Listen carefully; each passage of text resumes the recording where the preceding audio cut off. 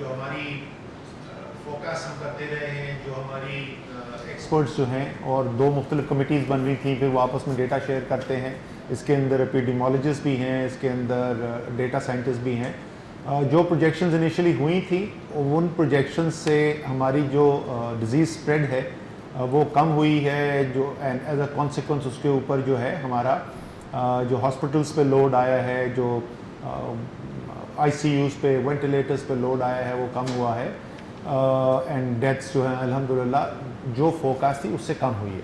However हम जहाँ पर हैं वहाँ पे डिज़ीज़ स्प्रेड अभी भी बढ़ रहा है। हमारे जो नंबर ऑफ़ पेशेंट्स जो वेंटिलेटर्स के ऊपर हैं उनमें भी इजाफ़ा हो रहा है, और हमने देखा है कि हमारी जो मोर्टेलिटी है उसके अंदर भी हमें इजाफ़ा देखने के लिए नज़र आया है। सो ये तो दुरुस्त है कि जितनी शुरू में पॉसिबिलिटी थी और उसके बाद जो एक्शंस लिए गए, जो चेंजेस की गई उसकी वजह से, और वो हुकूमत ने तो आसान वाला काम किया था, असल मुश्किल वाला काम तो पाकिस्तान की आवाम कर रही है, कौम कर रही है। और उन्होंने जो एक्शंस लिए, और या इन सम केसेस जो उन्होंने एक्शंस नहीं लिए, यानी उन्होंने अपने ऊपर बंदिशें लगाई, तो उससे वो डिज़ीज़ स्प्रेड कंट्रोल ज़रूर हुई है। लेकिन इसका मतलब ये नहीं कि ये मसला अब हमारे लिए ख़त्म हो गया है और अब हम रिलैक्स कर सकते हैं और आगे जा सकते हैं। तो पहली बात तो ये मैं रिकॉर्ड करना चाहता था। हमारा असेसमेंट चलता रहता है। हमारी आज एक ब्रीफ असेसमेंट का सेशन हुआ है। असेसमेंट मैं कर रहा हूँ कि फोरकास्ट किया आगे कि अगला 1 माह और अगले 2 माह जो हैं उसके अंदर हमें डिजीज़ स्प्रेड और उससे कॉन्सिक्वेंशियल रिक्वायरमेंट्स कैसे नज़र आती हैं। हमने एक मॉडल बनाया था, वो अब हमारा इंटीग्रेट हो गया। जो डिमांड और सप्लाई का मॉडल है वो इंटीग्रेट हो गया है। तो जो फोरकास्ट हमारी होती है उसके ऊपर डिबेट करके जब हम फाइनल करते हैं कि अच्छा जी this is the progression of the disease that we see, और उससे कॉन्सिक्वेंशियल जो हमारी नीड्स जनरेट होती हैं वो डायरेक्टली उससे जो सप्लाई नीड्स हैं, हमें कितनी टेस्टिंग किट्स की ज़रूरत है, हमारी कितनी लैब्स ने ऑपरेट करना है, हमें उसके लिए चलाने के लिए मैन पावर कितनी रिक्वायरमेंट है, हमें वेंटिलेटर्स की कितनी ज़रूरत पड़ेगी, एट्सेट्रा एट्सेट्रा, वो सब अब इंटीग्रेट हो गया इनटू अ सिंगल सिस्टम। सो साथ साथ हम वो भी करते जा रहे हैं। जैसे मैंने कहा कि आज एक निस्बतन शॉर्ट सेशन हुआ था, कल जो है हम ज़्यादा उसको तफसीली सेशन करने जा रहे हैं, जिसके अंदर हम and we will keep revisiting, but जो एक मेन हमारा फोरकास्ट है for the month of May, Ramzan and Eid तक का जो प्रोजेक्शन है वो हम कल फाइनलाइज कर लेंगे। दूसरी चीज़ जो है, जो हम सिर्फ पाकिस्तान नहीं है, वो सारी दुनिया के अंदर ये हो रहा है कि because the disease is here, और एक्सपेक्टेशन यही है कि वायरस म्यूटेट हो सकता है, बट उसकी म्यूटेशन के ऊपर इंसानों का कोई कंट्रोल नहीं है। वैक्सीनेशन जो है वो इस वक्त नियर फ्यूचर के अंदर कोई ऐसी चीज़ नहीं है जिससे हमें सर्टेनिटी मिले कि कोई वैक्सीन अवेलेबल हो जाएगी।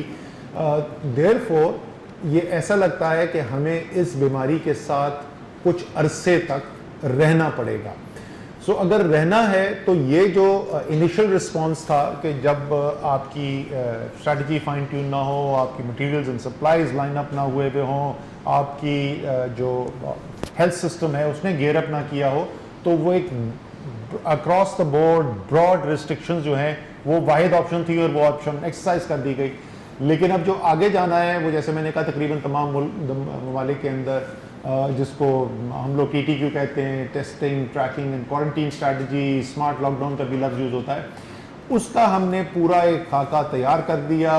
एग्जैक्टली जो टेस्टिंग की साइड है उसको तो पहले ही हम काफ़ी वेल डिफाइन कर चुके थे, और इसके अंदर क्या क्या चीज़ें शामिल हैं टेस्टिंग के अंदर।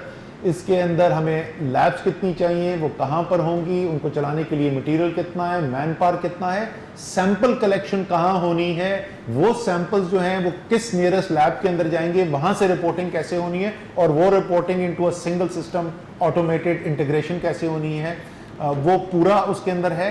और जाहिर है जो वाइटल चीज़ है सारे के अंदर कि वो केस डेफिनेशन क्या होनी है, वो गाइडलाइंस क्या है कि किसको टेस्ट करना है।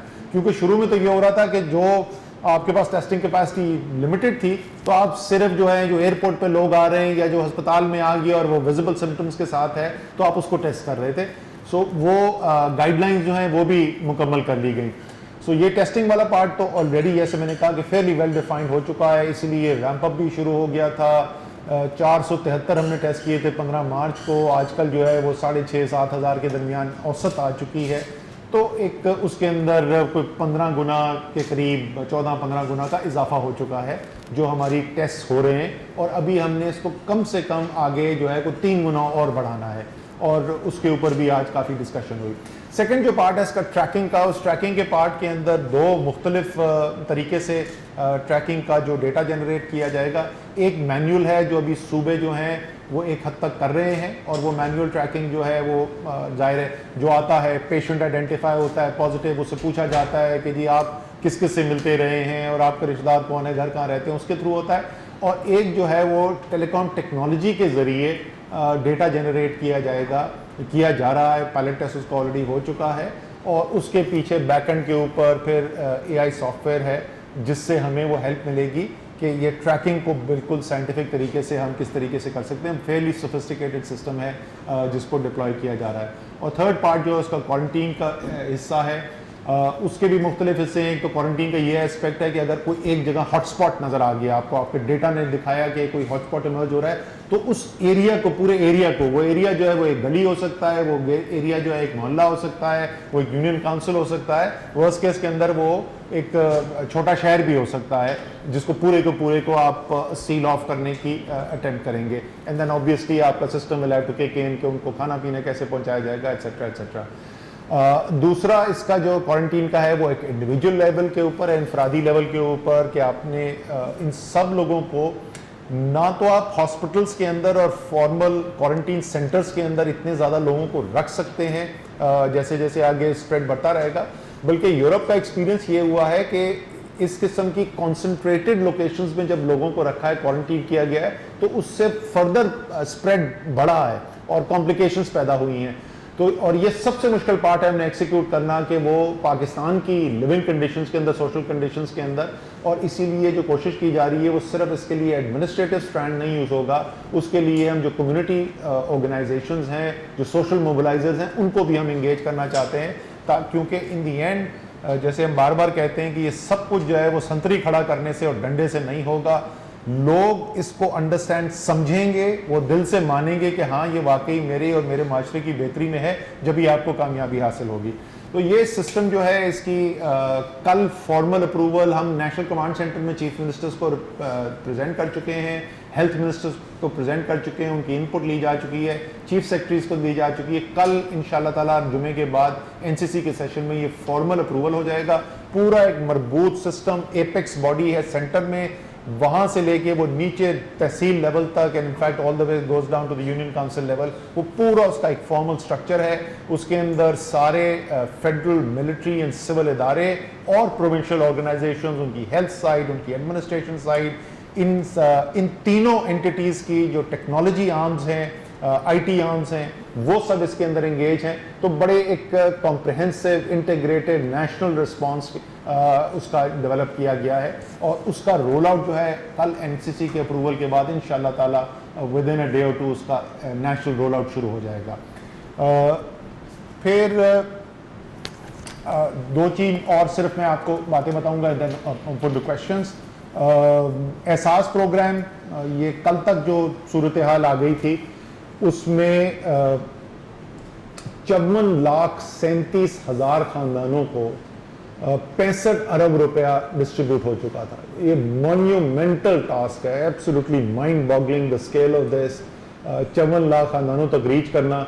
इसके अंदर सबसे ज़्यादा जो हैं वो 21 लाख तकरीबन 90,000 ख़ानदान पंजाब के हैं, 18,40,000 ख़ानदान जो हैं वो सिंध के हैं, 10,85,000 ख़ानदान जो हैं वो खैबर पख्तूनख्वा के हैं। इसी तरीके से बलूचिस्तान के तकरीबन 1,90,000 ख़ानदान हैं, आज़ाद जम्मू एंड कश्मीर के 85,700, गिलगित बल्तिस्तान के 31,800 और इस्लामाबाद के 14,300।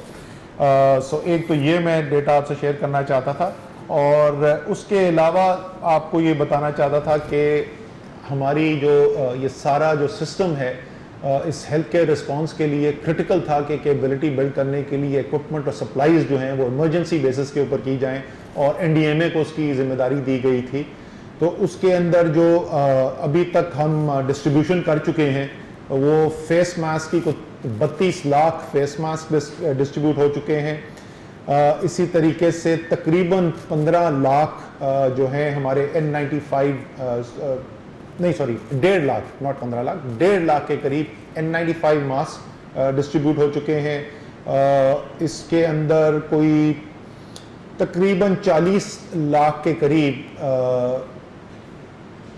नहीं कीप ऑन मैं एक जीरो हर दफ़ा गलत कर देता हूँ, मैं ट्रांसलेट करने की कोशिश करूँ मिलियन से।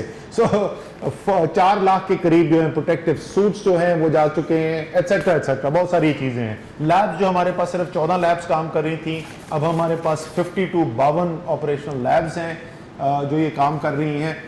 सो there has been a very very dramatic ramp up of health care system की कैपेसिटी और जो इक्विपमेंट है और जो सप्लाईज हैं उसके लिए। सो ये इनिशियल कुछ चीज़ें मैं आपसे शेयर करना चाहता था। ना I am open two questions, जो भी आपके सवाल हों।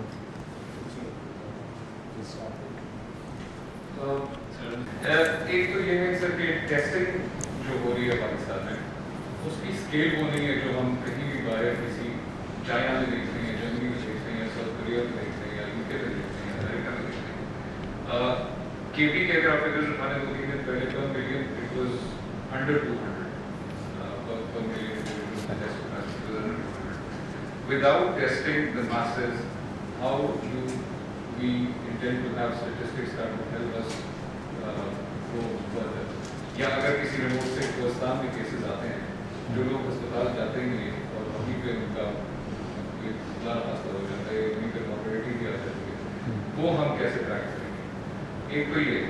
दूसरा ये सर कि ऑन गवर्नमेंट्स बिहाफ कुछ टेक एडवांसमेंट या R&D कुछ इस तरह का चल रहा है that would make Pakistan self-sufficient in producing stuff that would help us here locally. जिस तरह ड्राफ्ट ने अप्रूवल दिए कि जो मशीनरी इस टाइम पे आना चाहे कोई बायोमेडिकल की, उनको क्लियरेंस वो जल्दी दे। इसी तरह पूरी दुनिया में भी रोबोट्स यूज़ हो रहे हैं, ड्रोन्स यूज़ हो रहे हैं, इस तरह की और टेक्नोलॉजीज यूज़ हो रही है। उनको अगर पाकिस्तान में इस तरह की स्पेशल फैसिलिटी दी जाने का इम्कान है कि वो आके ताकि ग्राउंड पे जितना स्टाफ है जो मेडिकल स्टाफ है वो कम हो जाए और इंस्टेड ऑफ द टेक्नोलॉजी से टेस्टिंग कम हुई है, बिल्कुल कम हुई है, बहुत ज़्यादा कम हुई है। But the health care system and the resources का there is just simply no comparison. हमारे जो कंपेरेबल पूल है जिसमें भी अमूमन आजकल अक्सर हम ज़्यादातर चीज़ों में especially when it comes to the social sectors, education, health वगैरह पे आते हैं तो हम पीछे ही होते हैं सारे, वो साउथ एशिया है। साउथ एशिया में इस वक्त highest number of test per million population Pakistan में, we are ahead of India. ये बड़ी रेयर फिनोमेना है कि कोई सोशल सेक्टर की फील्ड के अंदर हम इंडिया से ज़्यादा काम कर रहे हो। We are continuing to ramp up. जहाँ तक आपने कहा कि ये हमें कैसे पता चलेगा कि कोहिस्तान में अगर कोई अस्पताल में पहुँचने से पहले अगर किसी की डेथ हो गई, तो इसके अंदर इन दी एंड पाकिस्तान के अंदर वो डेथ सर्टिफिकेट आता है, वो आपको करना होता है। पहले भी फेयरली रिगरस कैप्चर हो रहा था, बट हमने एक्चुअली 2 दिन पहले एक और फैसला किया यहाँ पर NCOC के अंदर डिस्कशन के बाद, क्योंकि अखबार में कुछ रिपोर्ट्स आई थी, कराची से रिपोर्ट आई थी, फैसल एदी को किसी ने कोट किया हुआ था कि पता नहीं 300 या 400 लाशें आ गई हैं और वो कोविड थी। एंड उनसे पूछा गया कि तो कैसे आपको पता चला कोविड, तो उन्होंने कहा मेरा ख्याल है। तो उसके बाद मैंने ज़फ़र मिर्ज़ा साहब से कहा था कि अज़रा पेचियो हेल्थ मिनिस्टर सिंध से कांटेक्ट करें, वो समझ लिया उनसे। उन्होंने कहा कि उसमें से पोटेंशियली 15 केस ऐसे थे जो हो सकता है कोविड के हों, बाकी तो डेफिनेटली नहीं थे। बट हमने उसके बाद उनसे कंसल्टेशन के बाद पूरे पाकिस्तान के लिए और भी रिजेक्ट कर दिया है। So now even if a dead body comes in, even then there is a test which is being carried out. So there is very very little chance कि कोई डेथ ऐसी हो जो अनडिटेक्टेड हो। क्या हमारे पाकिस्तान के अंदर अनडिटेक्टेड पॉजिटिव केसेस होंगे? एब्सोल्युटली यस, और बहुत होंगे, इसमें कोई शक नहीं है। बिकॉज अब तो ग्लोबल डेटा भी आ गया है, एटलीस्ट 25 से 30% जो है वो एसिम्टोमेटिक होते हैं, तो उसमें तो कोई शक नहीं। लेकिन डेथ्स का data in our opinion, because that's absolutely vital to our decision making, हमारी सारी डिसीजन मेकिंग, बार बार मैं इनको रिमाइंड कराता हूँ, उसकी बुनियाद ही accuracy of the death data है। So we are very conscious about that. आपने पूछा कि लोकल प्रोडक्शन तो बिल्कुल जी, 2 जो सबसे क्रिटिकल चीज़ें हैं, ज़्यादातर चीज़ें मास्क, ये हमारा तो पाकिस्तान टेक्सटाइल मुल्क है, तो वो तो हमारे लिए बड़ा सैनिटाइज़र हम एक्सपोर्ट कर सकते हैं, हम मास्क एक्सपोर्ट कर सकते हैं, हम क्लोरोक्विन एक्सपोर्ट कर सकते हैं, एटसेट्रा एटसेट्रा। जो दो चीज़ें जिसमें सबसे ज़्यादा प्रॉब्लम आ रहा है, और सिर्फ हमें नहीं, दुनिया में प्रॉब्लम आ रहा है, N95 मास्क और ventilators. Again in the immediate very short run तो हम नहीं लोकल वो मैन्युफैक्चरिंग से नहीं पुल कर सकते। So we are continuing to try and acquire these things as much as we can, but at the same time बड़ा ही एक फास्ट ट्रैक एक्सेलरेटेड 2 दफ़ा हम ड्रैप को यहाँ पे बुला चुके हैं। उनका जो अप्रूवल प्रोसेस है उसका रिगर नहीं हम कम करना चाहते। ये नहीं हम करना चाहते कि वो जस्ट बनाने के लिए हम कोई चीज़ बन जाए और बाद में पता चले कि ये तो actually was defective. So without compromising on quality जो रेड टेप कट करना है वो हमने करवा दिया है, और दोनों के अंदर प्रोग्रेस हो रही है। 3 वेंट डिज़ाइन अप्रूव हो चुके हैं, अब उसकी मैन्युफैक्चरिंग और उस स्टेज के ऊपर उसका काम किया जा रहा है। एंड सिमिलरली N95 के ऊपर they have not been able to get the 95% level, they have not been able to hit it, but उनका हमने टेस्ट किया है, they starting to get close to it, work is going on and we are hoping कि इन दोनों के अंदर भी हमारे पास ये कैपेबिलिटी आ जाएगी। अच्छा, मेरे से ये क्वेश्चन है, आज नमहा साहब बात कर रहे थे कि जो हमारे बिजनेसेस हैं उनको हेल्प करने की, जो आपके छोटे बिजनेसेस हैं, तो और उन्होंने साथ ये भी मेंशन किया था कि वो रजिस्टर्ड नहीं हुए बहुत से, तो उनको किस तरह आप ट्रेस करने का इरादा रखते हैं कि अगर उनकी रजिस्ट्रेशन नहीं हुई तो उनकी हेल्प कैसे? ये बहुत बड़ा मसला है, और हमारी जिस तरीके से वो कह रहे थे ना कि इस क्राइसिस को देखते हुए हमें ये भी कोशिश करनी चाहिए कि हम अपनी टेक्नोलॉजी अपग्रेड करें और लोकल मैन्युफैक्चरिंग कैपेसिटी अपग्रेड करें, हेल्थ सिस्टम अपग्रेड करें। इसी तरीके से एक बहुत बड़ा जो इसका दोबारा से रिमाइंडर है कि जो हमारी इतनी एक्सट्रीमली वीक डॉक्यूमेंटेशन है, उससे एक क्राइसिस सिचुएशन के अंदर लोगों की मदद करने में कितनी प्रॉब्लम्स आती हैं। और ये प्रॉब्लम दोनों लेवल के ऊपर है, ये छोटे कारोबार के लेवल के ऊपर भी है, और ये जो वल्नरेबल सेगमेंट्स ऑफ पॉपुलेशन है उनके लेवल के ऊपर भी है। क्योंकि जो सबसे गरीब तरीन है वो तो ओवर द ईयर्स वो नेशनल रजिस्टर बन गया है, और आपके पास उनका फिर भी डेटाबेस मौजूद है, लेकिन ये जो सफ़ेद पोश तबका, जो लोअर मिडिल क्लास या just above the poverty line वाला तबका है, उसकी डॉक्यूमेंटेशन इंतहाई वीक है। इसी तरीके से जो लेबर फोर्स है उसमें से 76% लेबर फोर्स जो है वो अनडॉक्यूमेंटेड सेक्टर के अंदर काम कर रही है। सो ये as soon as this crisis is over, this is एक ये ऐसा एरिया जिसमें हमें बहुत काम करने की ज़रूरत है। अभी हम आज उसके ऊपर काम करें, मोरलेस उन्होंने फाइनल कर लिया है। जो सबसे इफेक्टिव टूल इस वक्त हमारे पास मौजूद है वो बिजली के मीटर हैं, जो कमर्शियल मीटर हैं या इंडस्ट्रियल मीटर्स हैं। सो उसके अंदर एग्जैक्ट नंबर मुझे इस वक्त याद नहीं आ रहा, बट हमाद इज कॉन्फिडेंट कि तकरीबन 95% जो छोटे बिजनेसेस हैं उन तक हम पहुंचने के लिए काबिल हो जाएंगे। सो इस वक्त जो इमीडिएट रास्ता इस्तेमाल करने की कोशिश की जा रही है वो इसका है। एक ये है, दूसरा जिसके ऊपर भी डिस्कशन हो रही थी वो ये है कि हमारे जिन लोगों ने अप्लाई किया था एहसास के इमरजेंसी रिलीफ प्रोग्राम के लिए, हमें एनेक्डोटल तो नज़र आया है कि उनमें से बहुत सारे लोग जब हम जाके मिलते हैं, पूछते हैं, तो वो पता चलता है कि ये वो लोग थे जो मजदूरी कर रहे थे, जो मुलाजमत कर रहे थे, और अब वो एकदम से उनकी अर्निंग्स ख़त्म हो गई है। और मैं यहाँ इस्लामाबाद में जब गया था तो उनसे बात करते हुए भी नज़र आता था कि ज़रा पढ़े लिखे लोग हैं, सो वो पूरेस्ट ऑफ द पुअर नहीं थे। सो उसके अंदर वो कोई एडिशनल फिल्टर लगा के, एडिशनल क्वेश्चन लगा के, उसमें से भी वो आइडेंटिफाई करने की कोशिश कर रहे हैं कि अगर छोटे, जो बिल्कुल छोटे कारोबार वाले थे जिन्होंने कैश रिलीफ के लिए आइडेंटिफाई अप्लाई किया हुआ है, तो उस पर तो ये 2 मुख्तलिफ लेग्स हैं जिन पे काम हो रहा है, जिसमें बिजली वाला जो है ये रिलेटिवली नियर फिनैलिटी था, और मेरी अंडरस्टैंडिंग ये है कि हम आज अगले 2-3 दिन के अंदर इसको फाइनल कर देंगे। काइंडली आप अगर नेक्स्ट क्वेश्चन करें। जी सामने से आप बात कर रहे हैं, सबसे ज़्यादा क्राइसिस में इस वक्त वो खुद है, क्योंकि डिजिटल मीडिया का जो एडवर्टाइजर होता है वो इंटरनेशनल एडवर्टाइजर खत्म हो गया इस वक्त, ऑलमोस्ट लाइक जनवरी के एंड से।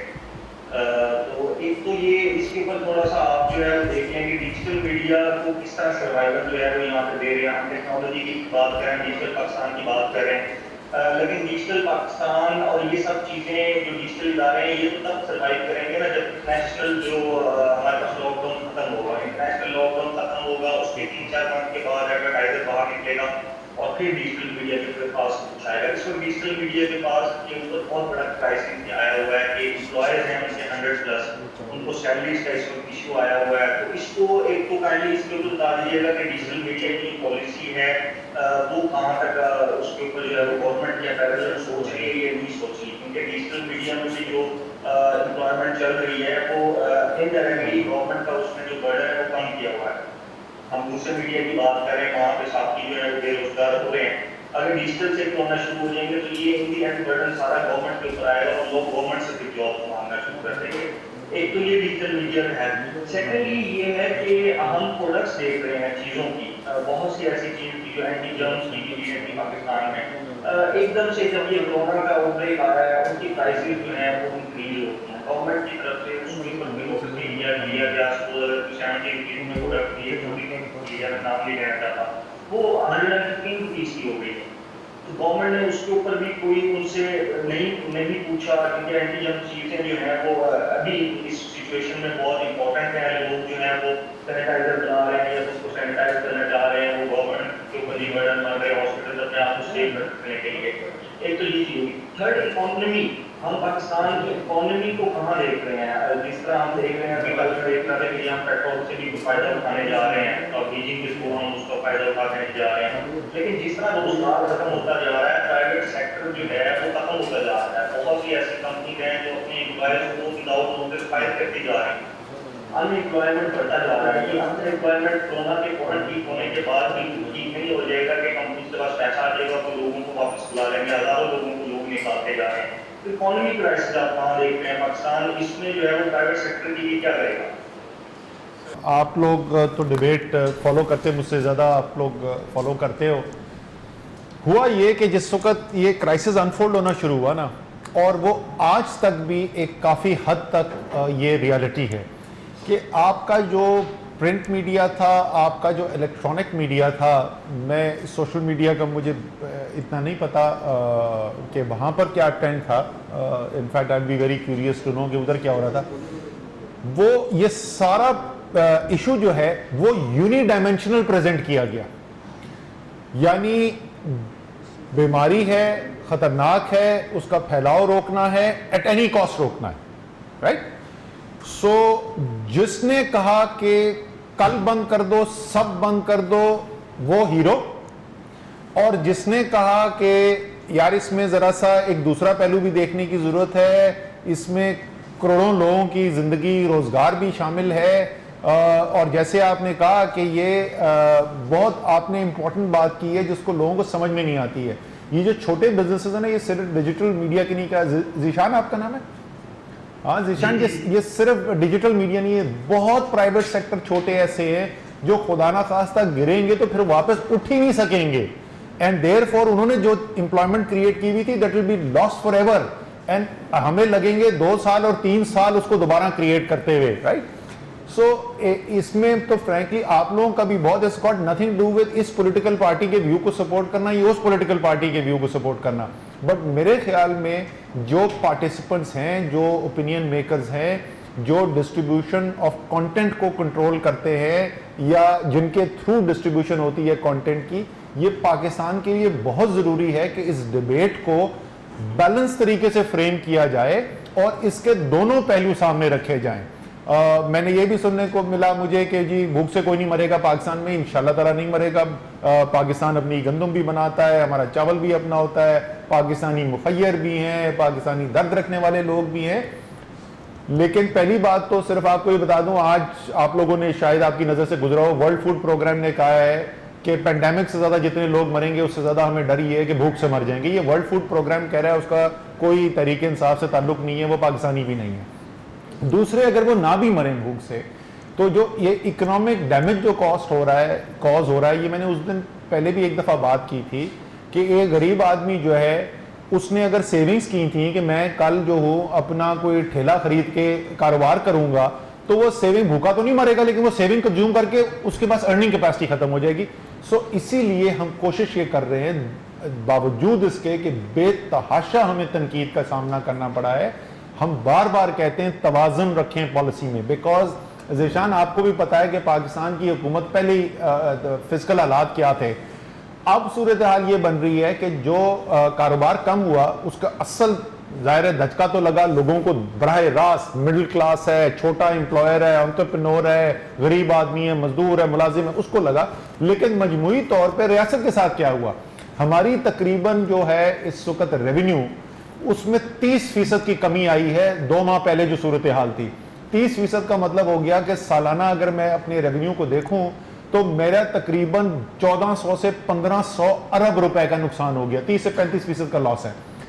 सो इस सूरत हाल के अंदर हुकूमत बेल आउट्स कितने कर सकती है, तो हमें बहैसियत मुआशरा, बहैसियत मुल्क रास्ता निकालना पड़ेगा कि लोग अपना रोजगार जारी रख सकें, लेकिन साथ साथ हम बीमारी के फैलाव को भी महदूद कर सकें, खत्म नहीं कर सकें।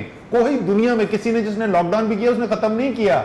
वहां पे यूके के अंदर, इटली के अंदर, इटली को लॉकडाउन हुए भी कितना अर्सा हो गया, इटली तो मेरे ख्याल में 2 महीने पहले उन्होंने लॉकडाउन किया था, आज भी उनकी हलाकतें जो है हंड्रेड्स के अंदर जा रही हैं। यूके के अंदर 700 800 बंदा, अमेरिका में 2 हजार बंदा मर रहा है। सो हमने बैलेंस डिसीजन मेकिंग करनी है। और ये जो दूसरा वाला पार्ट है इसमें भी आप लोगों का बड़ा क्रिटिकल रोल है। जितना हम सब लोग अपनी इनफरादी कैपेसिटी में एहतियाती तदाबीर फॉलो करेंगे उतनी ही ये मुमकिन हो सकेगा कि हम मईशत का पहिया चलता रहने दें और लोग अपना रोजगार कमा सकें। जो आपने दूसरी बातें की थी डिजिटल मीडिया सपोर्ट की, सच्ची बात है मैंने इसके ऊपर अभी तक स्पेसिफिकली डिजिटल मीडिया के बारे में नहीं सुना। ये आपने अरसलान, आपने ये नेक्स्ट हमारी मीटिंग के अंदर प्लीज टेबल करना है, क्योंकि हम बाकी सारे बिजनेसेस को देख रहे हैं तो हमें इनको भी स्पेसिफिकली ये देखना होगा। एंड प्राइस इंक्रीज की जो आप बात करें यार, ये बार बार सवाल आता है बुनियादी तौर पे ये बिल्कुल लोकलाइज लेवल के ऊपर डिस्ट्रिक्ट एडमिनिस्ट्रेशन का बेसिकली प्रोविंशियल काम है। ओवरऑल प्राइस लेवल के ऊपर स्पाइक, हम जिन चीजों को ज्यादा गौर से देख रहे थे, जिसको हमने इंटरवेंशन भी की हैं, वो है खाने पीने की अशिया। वहां पे हालात कंट्रोल में रहे, सिर्फ दालों की कीमतें बढ़ी हैं निस्बतन, बाकी चीनी नहीं बढ़ी, आटा नहीं बढ़ा एक्सेट्रा। बीच में आटे की स्पाइक आने वाली थी, हमने फौरी तौर पर फैसले किए, वो दोबारा से स्मूदन आउट हो गया। बट आई कैन अंडरस्टैंड जिन चीज़ों को आप रेफर कर रहे हैं उसके अंदर प्राइस इंक्रीजेज डेफिनेटली हुई थी। एंड अगेन ये जैसे ही वो अगर आपकी डिस्ट्रीब्यूशन और तरसील का निज़ाम जो है खुलेगा, इजीली अवेलेबल होगा, तो प्राइस गाउजिंग भी नहीं हो सकती। तो उसके लिए भी ज़रूरी है कि कम से कम एक मईशत का पहिया चलता रहे। अच्छा, एक लास्ट मेरा क्विक पॉइंट है कि लेकिन जिस तरह बहुत से कंट्रीज हैं, अभी लाइक 12 कंट्रीज हैं जो बायोलॉजिकल वेपन्स में जो है वो आगे एक दूसरे से आगे जा रहे हैं, जिनसे भी कोई वायरस निकलता है पूरी दुनिया को जो है वो कंट्रोल में ले लेता है। फूड क्राइसिस भी बड़ा इंपॉर्टेंट जो है वो आगे क्राइसिस जो है वो बनने जा रहा है। तो गवर्नमेंट को मेरे ख्याल में एग्रीकल्चर के ऊपर अभी इस कोरोना आउटब्रेक से निकलने के बाद एग्रीकल्चर को ज्यादा फोकस करना चाहिए ताकि एटलीस्ट हम अपना फूड जो है वो उसकी प्रोडक्शन को बढ़ा सकें।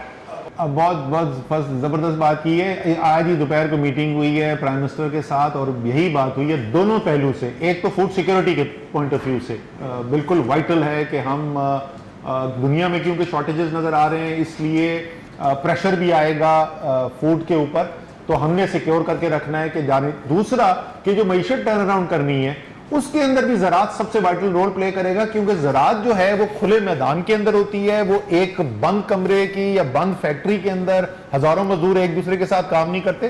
तो सबसे ज़्यादा आसानी भी है कि ज़राअत के ऊपर वायरस का असर इतना ज़्यादा नहीं है।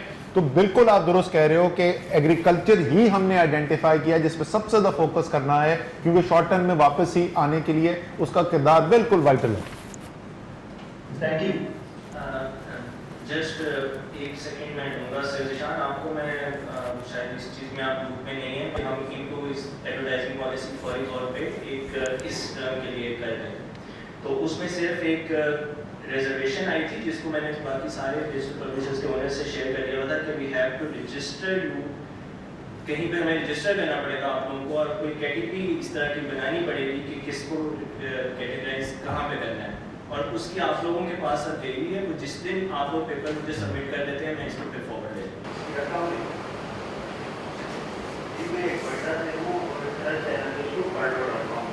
सर मेरा क्वेश्चन आपसे ये है, जो आपने बताया सर डेली बेसिस में हमारे जो लेबर फोर्स है वो डॉक्यूमेंट्री नहीं, तो सर एहसास प्रोग्राम के थ्रू आप उनको किस तरीके से बनाएंगे, वो क्या करेंगे, उनको कैसे मिलेगा राशन, वो पैसे को कैसे मिलेंगे, क्या कहेंगे? वो जिस तरह बाकी सारे पाकिस्तानी जो हैं जो हैं उनको इजाज़त थी कि एहसास प्रोग्राम के लिए वो 8171 में जाके अपनी रिक्वेस्ट डाल सके, तो वो लोग जिनकी नौकरी चली गई थी, जो उस इनफॉर्मल लेबर फोर्स का हिस्सा हैं, जो डॉक्यूमेंटेड नहीं है, तो वो भी फ्री थे। और जैसे मैंने आपको बताया कि हमें कई ऐसे लोग मिले भी हैं ज़ाती तौर पे बात करते हुए कि जी आप क्या करते हैं, तो उन्होंने कहा जी मैं फ़लाना काम करता था लेकिन अब वो बंद हो गया, या मेरी छोटी दुकान थी जहाँ पे मैं नौकरी करता था, वो दुकान इस वक्त नहीं खुल रही, तो मुझे नहीं जाने की इजाज़त। सो बहुत बड़ी तादाद इनमें से है, वो कवर हो जाएगी। मैं सिर्फ आपको नंबर दोबारा से याद दिला दूँ कि इस वक्त तकरीबन 45 और 50 लाख ख़ानदान के दरमियान है जिनको मुस्तकिल बुनियाद पे एहसास प्रोग्राम के ज़रिए जो कफ़ालत प्रोग्राम में पैसा दिया जाता है। जबकि ये जो अभी प्रोग्राम हम कर रहे हैं इसमें टारगेट जो है वो 1 करोड़ 20 लाख ख़ानदानों का है। तो 75 लाख ख़ानदान वो होंगे जो गरीब तरीन पाकिस्तानियों की फहरिस्त में नहीं है, तो इसमें एक बड़ी तादाद उनकी होगी जो उस 76% का हिस्सा है। हालात काफ़ी ख़राब हैं कोयटा सिटी के अंदर भी। मैं देखता हूँ सर यहाँ पर जो भी अभी CM साहब ने भी एहसास किया वो उस तरीके से जो राशन बांटा था और पैसे बांटे, सर यहाँ पर एक तो वेंटिलेटर की बहुत कमी है। 12.34 मीडियम के जो सर के अंदर 77 वेंटिलेटर हैं। उसके अलावा सर यहाँ पर लोगों का बहुत बुरा हाल है। डेली बेसिस पर 40-50 केस रिपोर्ट हो रहे हैं। टेस्टिंग की कोई क्रेडिबिलिटी नजर नहीं आ रही, ना ही कोई ऐसा मैकेनिज्म है कि जिस तरीके से वो सही तरीके से प्रॉपर टेस्ट कर सके। और जो मैं ये इकॉनमी वाली बात पे ऐड करना चाहूँगा सर, वो ये बात है कि इर्द गिर्द हमारे जितने लोग हैं, ऑफिस भी बन रहे हैं, सर्टिफिकेट बन रहे हैं, स्मॉल बिजनेस यहाँ पे प्राइवेट सेक्टर वैसे ही बहुत कम हो रहा है। आपको बताओ तो सर यहाँ पे लोगों की स्पेशल ऐसा है मैकेनिज्म आपके पास? अच्छा, ये जो बलूचिस्तान के लोगों की जो ज़ाहिर ज़रूरत है, जिसने भी वो शुरू में सिंध ने भी कोशिश की थी कि वो राशन जो है वो बाहर जाके बांटें, वो मुमकिन ही नहीं है उस लिहाज से। हालांकि लोगों को पहले बहुत खदशा था कि कैश डिस्ट्रीब्यूशन जो होगी इमरजेंसी एहसास इमरजेंसी रिलीफ में, उसके अंदर भी शायद ऐसी भगदड़ मचे, और एक दो जगहों पर ऐसा हुआ भी, लेकिन सबसे ज़्यादा मुनज़्ज़म तरीके से वो कैश डिस्ट्रीब्यूशन ही हो रही है। तो यही फैसला किया गया था कि कैश लोगों के हाथ में दे दें, उनको पता है कि उन्होंने राशन में क्या ख़रीदना है क्या नहीं ख़रीदना। बलूचिस्तान के जैसे मैंने पहले बताया 1,90,000 ख़ानदानों को अभी तक इस रिलीफ के तहत पैसा दिया जा चुका है। 2.3 अरब रुपए दिया गया है। जहाँ तक आप टेस्टिंग फैसिलिटीज़ की बात करें, वो बिल्कुल आप सही कह रहे। CM बलूचिस्तान जो है वो मुझे इस बात का एक से ज़्यादा दफ़ा वो निशानदेही कर चुके हैं। वो कहते हैं कि ऐसा देखो, सिंध के अंदर पंजाब के अंदर तो बहुत ज़्यादा, बट KP में भी एक हद तक, खैबर पख्तूनख्वा में भी प्राइवेट हेल्थ केयर हॉस्पिटल्स वाला हैं और बड़े बड़े अस्पताल हैं। शौकत खानम है लाहौर में, या खान है कराची में, और ऐसे बहुत सारे। बलूचिस्तान में प्राइवेट हेल्थ केयर सिस्टम ना होने के बराबर है। तो इसलिए जो हमने बिल्डअप करने की कोशिश की है आबादी के लिहाज से, सबसे ज़्यादा हमने बलूचिस्तान और गिलगित बल्तिस्तान को प्रायोरिटी दी है। और इस वक्त अगर आप देखें बलूचिस्तान के टेस्टिंग के नंबर्स भी आप देखें तो बड़ी तेज़ी से इजाफा हुआ है बलूचिस्तान के टेस्ट के अंदर। इसी तरीके से मुख्तलिफ जो डिस्ट्रिक्ट्स हैं उसके अंदर लैब्स भी लगाई जा रही हैं, जिसमें से 3 लग चुकी हैं, 3 और लगने के लिए जा रही हैं।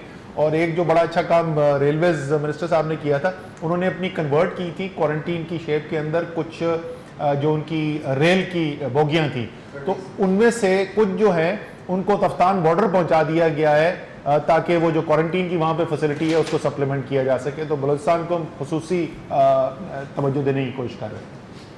सर मेरा क्वेश्चन ये है कि एक तो कल से एक न्यूज़ बड़ी पाकिस्तान में इलेक्ट्रॉनिक मीडिया पर बड़ी वायरल हो रही है कि कैनेडा ने वैक्सीन बना ली है और वो सबसे पहले पाकिस्तान को देगा। ये थोड़ा सा बता रहे हैं कि ये एक्चुअली है क्या। दूसरा ये कि एहसास प्रोग्राम बड़ा अच्छा जा रहा है, बड़े लोगों को पैसे देने हैं, लेकिन इससे थोड़ी सी दुनिया भी है।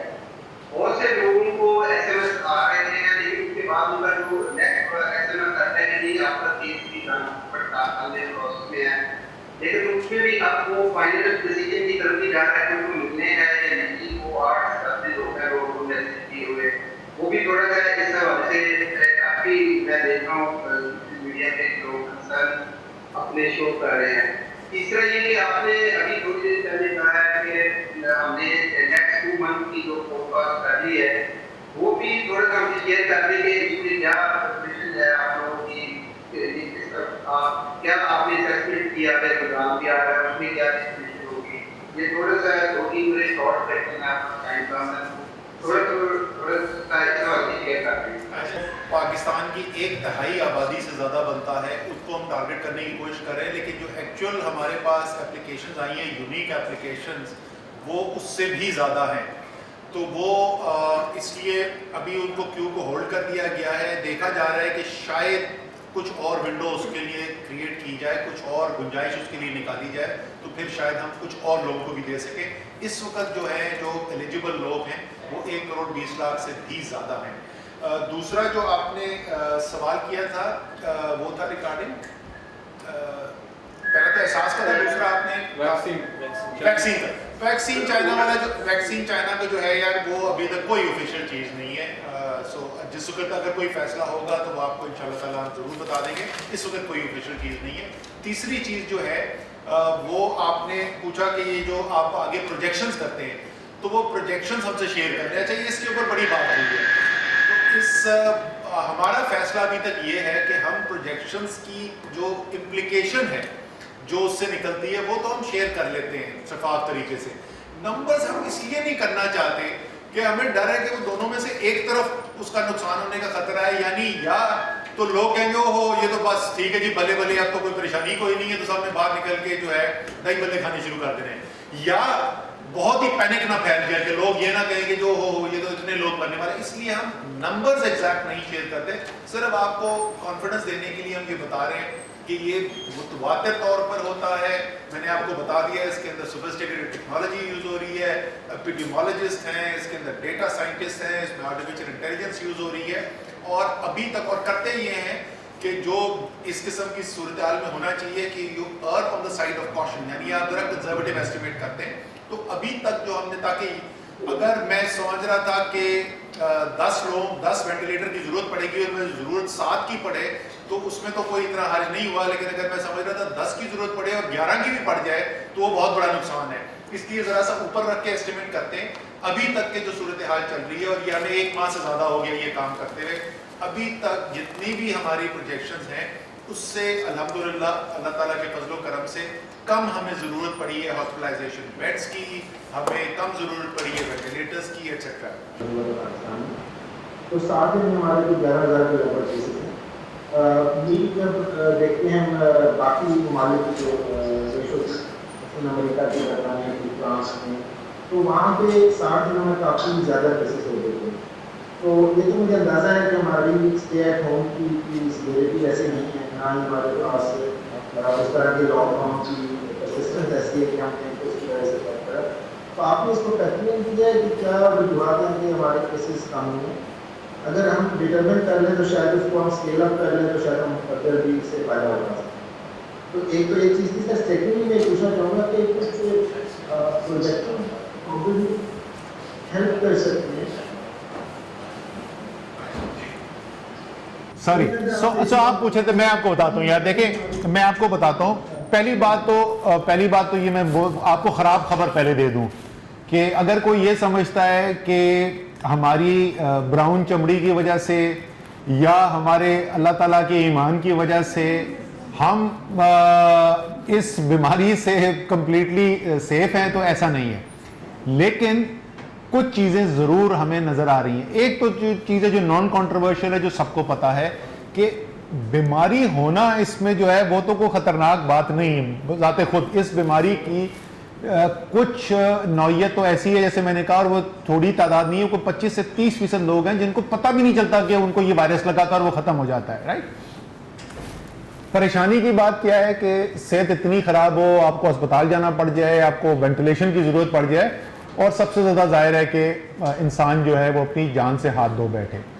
तो इस बीमारी के अंदर ये भी कन्फ्यूजन किसी ने फैला दी थी कि अगर नौजवान हो तो बीमारी नहीं लगती नौजवान को भी ऐसे ही है जितनी कोई बुजुर्ग को लगती है, लेकिन जो रिस्पॉन्स है, जो इम्पैक्ट है बीमारी का, वो ज़मीन आसमान का फ़र्क है नौजवान में और बुजुर्ग में।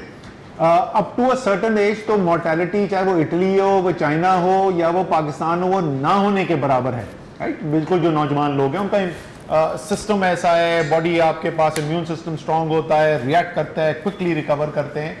और जब आप जाते हैं कोई 70 साल की एज से ऊपर तो वो जो मोर्टेलिटी रेशोज जो हैं वो डबल डिजिट्स के अंदर चले जाते हैं। सो बहुत बड़ी रेंज है। तो एक पाकिस्तान दुनिया की नौजवान तरीन पॉपुलेशन होने की वजह से एक तो हमें परसेंटेजेस के अंदर, ये एब्सोल्यूट्स के अंदर नहीं, परसेंटेजेस के अंदर हमें ये एडवांटेज हासिल है कि हमारी निस्बतन नौजवान पॉपुलेशन है। उसके अलावा जो है ना वो चीज़ें सब थियरी हैं, उसका कोई इस वक्त कंक्लूसिव प्रूफ नहीं है। क्या क्या थियरीज हैं? एक थियरी ये है कि जिन ममालिक के अंदर लोग हायर लेवल ऑफ डिजीज और इन्फेक्शन के साथ ज़िंदगी गुजारते हो तो उनका इम्यूनिटी लेवल हायर होता है। उसकी आसान तरीन मिसाल लोग देते हैं कि जी आपका अपना बच्चा जो है पाकिस्तान में पला बड़ा, वो जब अमेरिका जाता है पढ़ने के लिए, साल के बाद जब छुट्टी पे आता है तो उसका पहले 1 हफ्ते पेट खराब रहता है, बिकॉज इज इम्यून सिस्टम की efficacy has gone down. Second ये है कि जी जिन्होंने BCG के वैक्सीनेशन जिनको उनको हुई थी उनमें एक certain level of immunity develop हो जाता है। तीसरी ये है कि जिन ममालिक के अंदर मलेरिया है वहां पे रेजिस्टेंस लेवल हायर है। फिर ये है कि आपकी जहां पर हीट एंड ह्यूमिडिटी ज्यादा है वहां पर इसका स्प्रेड कम है। So these are all theories. The bottom line that we know right now is के साउथ एशिया के अंदर, अफ्रीका के अंदर इस डिजीज से मोर्टेलिटी जो अभी तक कॉज हुई है वो डिस्टिंक्टली कम है बनिस्बत डेवलप्ड कंट्रीज के। But to be absolutely sure कि इसकी क्या वजह है वो अभी तक एसरटेन नहीं हो सकी है।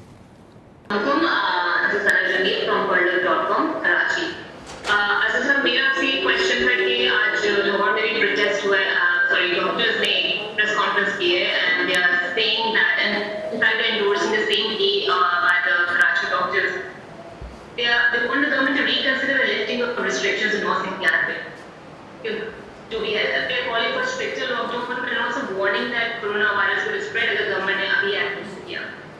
I just want to know कि why the government had to unban it and what's the logic behind it कि उन्होंने allow किया mosque में नमाज़ें पढ़ना and especially the Ramadan सत्र में how the government will implement the 20-point agenda on mosque and communications agreed upon between government and the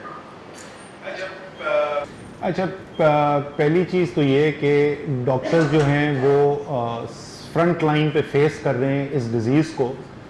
सो जाहिर है उनकी इनपुट जो है वो बहुत अहमियत रखती है and we have to take what they are saying very seriously. But you have to keep in mind कि जब आप नेशनल पॉलिसी मेकिंग कर रहे हैं तो वो एक इनपुट है, एक बहुत अहम इनपुट है, शायद सबसे अहम इनपुट है, लेकिन वो वाहिद इनपुट नहीं है। उसी के साथ आपको ये भी नज़र आ रहा है कि कराची के अंदर कल ताजिरों ने भी प्रोटेस्ट किया और उनको उठा के कुछ को हवालात के अंदर बंद भी करना पड़ा। सो आपको जो नेशनल डिसीजन मेकिंग करनी है, जो मैंने बिल्कुल शुरू में बोला था कि आपको बैलेंस करना है कि जो मेरी जो नेगेटिव इम्पैक्ट्स आ रहे हैं मेरी सोसाइटी के अंदर हेल्थ पॉइंट ऑफ व्यू से, economic vulnerability point of view से, उन सबको बैलेंस करके मैंने डिसीजन मेकिंग करनी है। जो मसाजिद की बात है, देखें उसके ऊपर जो थॉट प्रोसेस गया, मैं उसका हिस्सा नहीं था डायरेक्टली, वो प्रेसिडेंट साहब ने लीड किया था उस प्रोसेस को। बट थॉट प्रोसेस ये था कि लोगों को, क्योंकि आप कारोबार भी करने की इजाज़त दे रहे हैं और लोग जो हैं वो कारोबार ज़िंदगी भी चलाएंगे, लेकिन उसके लिए शर्त ये लगाई गई है कि बड़े स्ट्रिक्टली डिफाइंड SOPs हैं और उन SOPs को आप फॉलो करेंगे तो आपको ये इजाज़त होगी काम करने की। तो मस्जिद के लिए भी यही मंतक इस्तेमाल करके फैसला किया जाए कि वेल डिफाइंड SOPs हों। इसके ऊपर एक से ज़्यादा बराए मौजूद हैं और ये मैं आपको बता दूं कि इसके ऊपर डिस्कशन आज भी जारी है, इसके ऊपर आज भी जारी है। लेट्स सी कि आगे कोई डिफरेंट डिसीजन होता है या नहीं, बट बिल्कुल सही आप कह रहे हैं कि इसके ऊपर डिफरेंस ऑफ ओपिनियन एग्जिस्ट करता है। जी आपने बात की एहसास प्रोग्राम की and doctor Sami Mishra is veteran development practitioner और the work they are doing is tremendous, but regardless of this जब पाकिस्तान में इससे पहले अर्थक्वेक के टाइम पे 2010 का रिस्पांस आया, there was a declared emergency, there is a whole set of non non-profits, international non-profits, agencies हैं जो rapidly poverty alleviation के projects launch कर सकती हैं, जो आपको COVID response में assist कर सकती हैं. What is the apprehension कि those clusters are not being are being active, and why are the INGOs not being asked to step in? Secondly, very quickly, what is your take on the politics of corona that has been going on for the last 2 months or so? ये march again from both sides. How can we put an end to it? अच्छा, पहले वाले सवाल का तो जवाब ये है यार कि जिस वक्त अर्थक्वेक हुआ था तो उस वक्त पाकिस्तान में एक इमरजेंसी आई थी और the rest of the world mobilise and try to help us. इस वक्त दुनिया के हर कोने में इमरजेंसी आई हुई है. So I am not aware of any international NGOs who have stepped up and said कि हम आके यहाँ पे काम करना चाहते हैं और हमने उनको रोका हुआ है. At least I am not aware of this. Obviously एक फिजिकल लिमिटेशन भी है बिकॉज जाहिर है nobody wants to go out right now. अपने घर से बाहर निकलने की इंटरनेशनल फ्लाइट्स के ऊपर कंट्रोल हुआ हुआ है. सो फिजिकल मोबिलाइजेशन तो वैसे भी डिफिकल्ट है. फाइनेंशियल मोबिलाइजेशन हो सकती है, लेकिन फाइनेंशियल जो इस वक्त इम्पैक्ट है वो अक्रॉस द ग्लोब है. आपने देखा होगा नंबर्स अमेरिका के अंदर अनएम्प्लॉयमेंट लेवल्स हिट कर गए हैं जो 50 साल से नहीं हुए थे. तो हर जगह पे ही फाइनेंशियल इस वक्त क्राइसिस आया हुआ है. So I am not aware of any NGOs. कोई इंडिविजुअल शायद हो जिसने कोई लार्ज स्केल हेल्प करने की कोशिश की हो, एक्सेप्ट वो जैक मा ने जो ऑफर किया था और कुछ मटेरियल भिजवाया था. दूसरे वाला आपका question was the politics of corona. चाहिए मैं बार बार इसके वो बता चुका हूँ. इस वक्त tale of two cities in it was the best of times and it was the worst of times. So there are two different realities right now as far as the corona effort is concerned. एक reality वो है जो इस कमरे में unfold होती है और जो NCC की मीटिंग जो PM हाउस में होती है उसमें unfold होती है, where we have on the screen with us तमाम चीफ मिनिस्टर्स और आज़ाद जम्मू एंड कश्मीर के प्राइम मिनिस्टर. 2 सेशंस के अंदर वो नेशनल कमांड सेंटर की मीटिंग्स में भी आ चुके हैं. अदरवाइज उनके डेली की बुनियाद के ऊपर 7 डेज अ वीक होती है, including Sundays. Chief secretaries line up होते हैं और हम उनके साथ डेली करते हैं. जितनी लेवल ऑफ कोऑपरेशन है, अगर आप मुझे बोलें कि as my responsibility chairing the national command centre and the central responsibility, मुझे कोई भी इस वक्त शिकायत नहीं है किसी भी पाकिस्तान की इकाई से कि वो कोऑपरेट नहीं कर रहे. सब्सटेंटिव डिसीजन मेकिंग और इसी तरीके से मेरे ख्याल में अगर वो ऑनेस्टली बात करेंगे तो दे विल हैव टू से द सेम थिंग कि उनको वफाक से शिकायत नहीं हो सकती. इट डजंट मीन कि वो वफाक से और मदद नहीं चाहते थे जो नहीं मिल सकी, या हम उनसे कुछ और नहीं चाहते थे जो नहीं मिल सका, लेकिन ये इस वजह से नहीं है कि वो कोऑपरेट नहीं करना चाहते. सो ये तो रियलिटी है सब्सटेंटिव डिसीजन मेकिंग की. कॉर्पोरेशन के लेवल की ये हालत है. अभी मीटिंग में आने से पहले अभी मैं साथ वाले कमरे में बैठा था, मेरे पास चीफ मिनिस्टर सिंध की फोन कॉल आई और एक कोई डिसीजन उनके ऊपर कोई प्रेशर आ रहा था, वो डिसीजन लेना चाहते थे. Excuse me. तो उन्होंने मुझे फोन करके पूछा यार असद मैं ये करने जा रहा हूं तो आपको इसमें प्रॉब्लम तो नहीं नजर आ रहा. That's the level of cooperation जिसके साथ हम काम कर रहे हैं. सिंध का वो जो डेथ्स का आई थी इंफॉर्मेशन, असूलन तो ये होना चाहिए था कि सिंध की गवर्नमेंट को बोलना चाहिए था कि वफाक झूठ बोल रहा है, हमें बोलना चाहिए था सिंध गवर्नमेंट झूठ बोल रही है. हमने क्या किया, जफर मिर्जा ने फोन उठाया, अजरा पेचियों को फोन किया, आपस में एग्रीमेंट किया, नए प्रोटोकॉल्स पे एग्रीमेंट किया, डन हो गया. ये हो जाती है. सुबह होती है नेशनल कमांड सेंटर की मीटिंग, एनसीसी की मीटिंग जब भी होती हैं, 9 मीटिंग्स हो चुकी हैं. By the way prime minister खुद चेयर करते हैं और 9 मीटिंग्स कर चुके हैं. 4 मुख्तलिफ सियासी जमातों के लोग उसमें इन्वॉल्व होते हैं. PTI के लोग होते हैं, पीपल्स पार्टी के चीफ मिनिस्टर सिंध के हैं, गिलगित बल्तिस्तान के chief minister, Azad Jammu and Kashmir के प्राइम मिनिस्टर मुस्लिम लीग नून के हैं, बलूचिस्तान अवामी पार्टी के बलूचिस्तान के चीफ मिनिस्टर हैं, बाकी PTI के लोग. बहुत क्लोज कोऑपरेशन है. फिर होती है एक दुनिया शुरू शाम 7 बजे, वो एक अलग दुनिया है. अच्छा वो, and I have a feeling कि उस दुनिया की रिफ्लेक्शन ऑन स्टेरॉइड्स नजर आती होगी सोशल मीडिया के ऊपर, जहां पे एक जंग का समा है, गोलाबारी हो रही है. इट्स अनफॉर्चुनेट, मेरी तो ख्वाहिश ये है कि ना हो। मेरी आज भी प्राइम मिनिस्टर से बात हुई, मैंने सिंध चीफ मिनिस्टर को मैसेज भेजा कि यार मेरी पीएम से ये बात हुई है, let's try and make sure कि पॉलिटिकल स्टेटमेंट्स हम रुकवा सकें दोनों साइड के ऊपर से। लेकिन तसल्ली आपको मैं ये देना चाहता हूँ, काम जो हो रहा है वो बगैर सियासत के हो रहा है। हमारी जो पॉलिटिकल डिस्कोर्स का उन्होंने सवाल मुझसे पूछा था कि वो पॉलिटिक्स ऑफ कोरोना क्या हो रही है। एक और भी पॉलिटिक्स पाकिस्तान के अंदर होती रही है, और वो इतनी होती रही है कि वो ऑलमोस्ट पाकिस्तान की सियासत का सेंट्रल फिशर और डिवाइडिंग लाइन बन गई है। और वो जिस तरह कराची वाले यहाँ पे कोई हैं तो उनको पता होगा कि पुल के उस पार और पुल के इस पार वाली जैसे दो है ना, हाँ, ये आपको और Sana would be able to relate to this कि हसन स्क्वायर के इस तरफ कौन है और उस तरफ कौन है, ठीक है। इसी तरीके से ये फौज के साथ कौन है और फौज के खिलाफ कौन है, ये पाकिस्तान की सियासत का एक डिवाइडिंग लाइन बन गई है। तो अभी पिछले मैं 2-3 दिन से देख रहा हूँ कि एक जो बड़ी हेल्दी डेवलपमेंट हुई है वो ये हुई है कि लोगों को समझ में आने शुरू हुआ है कि यार अगर मिलिट्री और सिविल इंस्टीट्यूशंस कोलैबोरेटिवली और सिनर्जिस्टिकली काम करें तो मुल्क का कितना फायदा हो सकता है। सो ये एक बहुत अच्छी खुशाइन चीज डेवलप हो रही है, and I hope we can look at that and we stop looking at this ये एनिमोसिटी की लेंस से जो हम इस रिलेशनशिप को देखते हैं। So amongst the good things which come out of the crisis, I hope this will be one. Sir एक वेक्टर रह गया था जो रेफ्यूजीज हैं 3 मिलियन प्लस जो एहसास प्रोग्राम के लिए क्वालिफाई नहीं करते विदाउट उनका, क्योंकि वो भी स्पेशल यार हाँ बिल्कुल, और ये जो है वो यूनाइटेड नेशंस के साथ ये इसके इशू को टेकअप भी किया गया है। Definitely it's a very valid point and it has to be done, and this is an area where we believe के UN system must step in and take responsibility. Thank you very much जी, बहुत बहुत शुक्रिया।